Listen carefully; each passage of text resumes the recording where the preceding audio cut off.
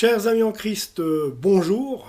Eh bien aujourd'hui j'aimerais vous parler du coronavirus parce qu'en fait la situation est hyper grave. Donc les médias bien sûr en parlent tout le temps, on est beaucoup au courant de ce qui se passe en France parce qu'ils n'arrêtent pas avec BFM TV, on est très au courant, au courant. Mais en Suisse on l'est un peu moins, on en parle un peu moins, il y a des points presse qui sont faits de bonne manière de la part du Conseil fédéral, donc qui s'expriment au jour le jour et font justement pas des débordements comme on peut trouver chez nos voisins, des débordements qui des fois sont inutiles. Mais là, ça devient vraiment, vraiment dangereux, c'est que moi qui le dis. Donc, mais je veux quand même vous tenir au courant, il y a vraiment de la gravité dans l'air, voilà. Donc en ce moment, normalement demain, des restrictions supplémentaires devraient être données en Suisse, en ce qui concerne les écoles, en ce qui concerne les restaurants, les discothèques et tout. Mais aujourd'hui, il y a eu un point presse où on a vu justement des spécialistes de la santé en Suisse, donc, qui se sont exprimés, eux, avant que le Conseil fédéral demain le fasse. Les conseillers des États vont le faire, mais ce soir à 17 h, pour ce qui est du canton de Vaud. Donc voilà. Mais, alors voilà. Ces spécialistes de la santé, je crois, bon, je vais déjà aussi éteindre des choses. Quand on dit oui, mais, parce que tous les pays, je sais pas pourquoi, quand on parle d'autorité, les gens sont contre l'autorité. Oui, mais ils sont incompétents. Non, personne n'est incompétent, simplement, c'est un virus qu'on ne voit pas, on ne peut pas on ne peut pas en mesurer l'intensité ni la gravité comme ça avec un mètre ou avec des sondes. On le voit par le biais des gens qui sont des nouveaux cas, des cas de Covid qui sont chaque jour en hausse, également dans les hôpitaux. Et c'est là que je voulais en venir justement, que je voulais vous parler. Parce que, voilà, il semblerait que c'est un peu erroné. Cet après-midi, là, les spécialistes du Conseil fédéral, spécialistes médicaux, ont dit oui, alors en ce moment, on en est aujourd'hui à 334 cas qui sont à l'hôpital. 334 cas qui sont à l'hôpital, donc aux soins intensifs. Et également que, justement, dans 5 jours, si ça continue comme ça, on arriverait à saturation dans les soins intensifs. Donc voilà, hier, et c'est là que, là très franchement, chers amis, c'est que moi, mais j'ai vu une vidéo d'un docteur du centre hospitalier de Fribourg, donc de l'hôpital de Fribourg, qui a commencé par dire, voilà, je n'ai pas l'habitude, pour habitude de faire des vidéos, mais là, il faut que je vous parle. Et il a dit que très franchement, rien que dans la journée d'hier, il y a eu 135 hospitalisations dans le canton de Fribourg. 135 hospitalisations et que dès aujourd'hui, mais maximum demain, l'hôpital serait débordé, il n'y aurait plus de place à l'hôpital cantonal de Fribourg. Et il a également ajouté qu'il fallait voir que hier soir, les ambulances arrivaient depuis 3 h de l'après-midi jusqu'à 22 h, arrivait par vague de tous les quarts d'heure. Vous aviez une ambulance qui arrivait avec quelqu'un qui était gravement atteint du Covid. Donc, c'est beaucoup plus que qu'est-ce qu'on peut nous dire. Attention, il y a le Covid, désinfectez-vous les mains, mettez des masques. Oui, ça c'est vrai. Mais là, ce docteur l'a clairement dit, tous les quarts d'heure, entre 15 h hier après-midi et 22-23 h hier, c'est quasiment presque tous les quarts d'heure que des ambulances arrivaient. Donc on est à un état grave. Il parlait même justement de saturation de l'hôpital d'ici maximum demain. Donc, et Madame Mazeret tout à l'heure du Conseil fédéral disait dans les soins intensifs, si ça continue comme ça sera dans 5 jours. Mais non, puisque ce docteur a dit par exemple que dans le canton de Fribourg, c'était saturé à partir de demain, qu'ils ont quand même eu 158 cas rien qu'hier qui sont arrivés à l'hôpital en urgence. Donc voilà, c'est pour vous dire que là, moi, j'ai personnellement, comme vous, mais là quand j'ai entendu ce docteur quand même qui a pris la caméra pour faire une vidéo, c'est pas pour faire beau, il a dit, faites attention. Là, on a 158 personnes qui sont arrivées aujourd'hui en état grave.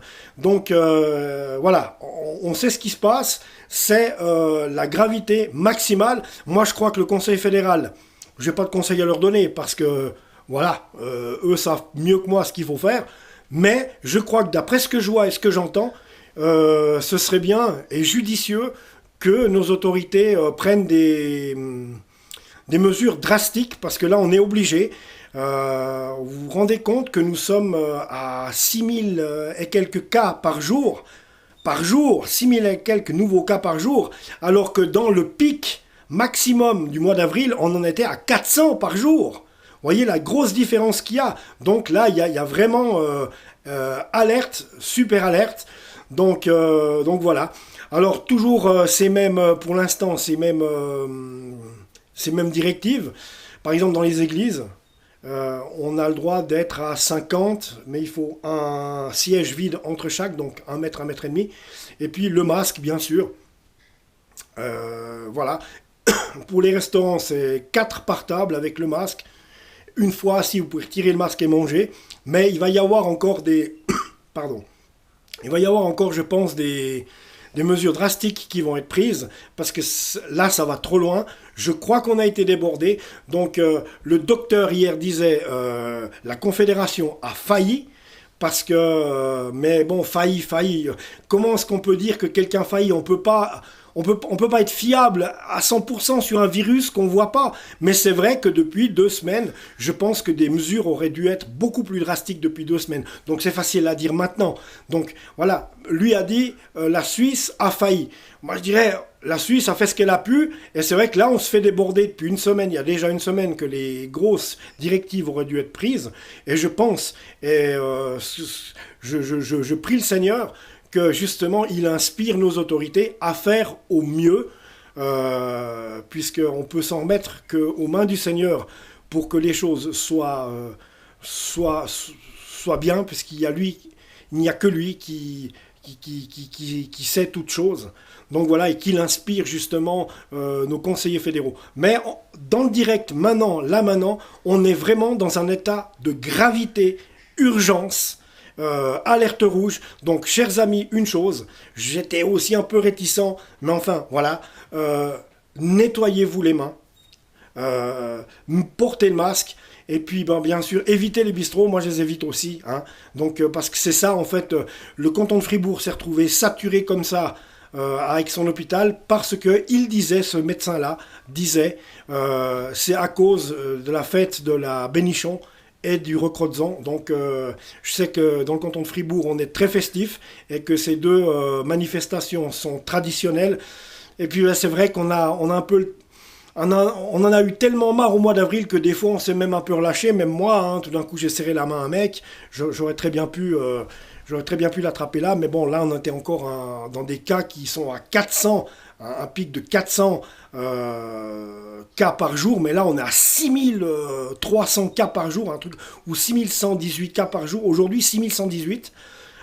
Donc vous voyez la différence entre 400 à un pic et 6000, vous voyez le gap qu'il y a entre les deux. Donc c'est vrai qu'il faut faire vraiment attention, et je pense, et il disait que c'était pendant les bénichons et les recrotzons, les regroupements de personnes, les gens qui faisaient pas attention, et puis voilà, c'est parti comme ça. Il y a eu des clusters de gauche, de droite. On voit aussi à Paris, les gens sont très indisciplinés. Quand on leur donne un couvre-feu à 21h et qu'à 20h30 l'autre jour, tout le monde était dans la rue, il y en avait qu'un ou deux qui avaient le masque, ils étaient côte à côte parce qu'ils faisaient des manifestations anti-Covid. Alors j'ai qu'une chose à dire, ces manifestations anti-Covid, arrêtez vos histoires les gars, parce que c'est vous et vous seul en ce moment qui êtes en train de créer des clusters à cause de, vous avez envie de vous rendre intéressant, on est anti-Covid, on est en train de se faire, comment vous dites, de la dictature sanitaire. C'est pas de la dictature sanitaire, il s'agit de sauver tout un chacun, que ce soit vous ou moi. Donc quand vos gamins seront avec, ou vos parents seront sous respirateur, ça sera pas le moment de dire « Ah ouais, c'est la dictature sanitaire ». Il n'y a pas de dictature sanitaire là-dessus, il faut se plier aux règles de nos autorités. Et là, il n'y a qu'en faisant le pas, tous, vous, moi, moi aussi, surtout vous, on est tous sur le même pied d'égalité, mais vraiment, jouer le jeu, coopérer. Mais bon, je pense que j'ai vu que dans nos pays voisins, ah non, ils sont en train de faire la guérilla, ils veulent la guerre civile. Je sais pas ce qu'ils cherchent à faire, mais voilà, en tous les tout, de dire que nos autorités sont incompétentes, je suis pas d'accord parce que c'est pas quelque chose qu'on peut mesurer. Ce coronavirus est invisible. Donc il y a une chose à faire, là, je vous l'ai dit, au mois d'avril, on en était, pour récapituler, au mois d'avril, au pic, on en était à 400 et quelques cas, au plus haut du pic. Aujourd'hui, nous sommes à 6118, par exemple. Aujourd'hui, 6118 cas de plus que hier. Donc, voyez le gap qu'il y a, je vous répète. Pour bien que vous fassiez une idée, regardez ces deux chiffres. 400 et quelques, 6128 cas. Donc, on a recensé 334 cas 334 cas d'hospitalisation, donc quand même en état grave, et rien que dans la journée d'hier, c'est 158 personnes. Bon, 334 cas en Suisse, mais rien que dans la journée d'hier, sur Fribourg, c'était 158 cas, comme je vous l'ai dit avant, où des ambulances arrivaient tous les quarts d'heure. Donc, voyez à quoi on en est. Donc là maintenant, on est débordé. Il n'y a plus qu'à faire confiance à nos autorités qui vont nous donner des directives. Et ces directives-là, il faudra bien sûr les suivre à la lettre. Voilà les amis, c'est tout ce que j'avais à vous dire pour ce coronavirus. Parce que c'est clair qu'on est tous concernés. Que Dieu vous garde surtout. Dieu est force en toutes choses. Faites-lui confiance. Priez, prions. Je vous encourage à prier contre ce coronavirus. Je pense qu'il y en a des centaines, voire des milliers de chrétiens à prier contre ce coronavirus. Le Seigneur, lui, en un claquement de doigts, il peut résoudre les choses. Mais voilà, il a décidé quand même de mettre une petite claque à l'humanité pour faire comprendre à l'humanité. C'est un avertissement à l'humanité puisque nous sommes dans les temps de la fin. Et il n'y a pas besoin de... Il n'y a pas besoin de le voir qu'on est dans les débuts des temps de la fin. Comme il est dit dans la Bible, il y aura des catastrophes naturelles. Vous entendrez parler de bruit de guerre et de guerre, mais ça ne sera pas encore la fin. Donc ce n'est pas encore la fin. Mais là, quand on voit sous nos yeux ce qui se passe, des guerres, du terrorisme, des ouragans, des tremblements de terre comme il y a en Turquie qui ont fait 100 morts, encore rien qu'hier, et puis tout se balle avec le Covid-19, tous ces morts et tout.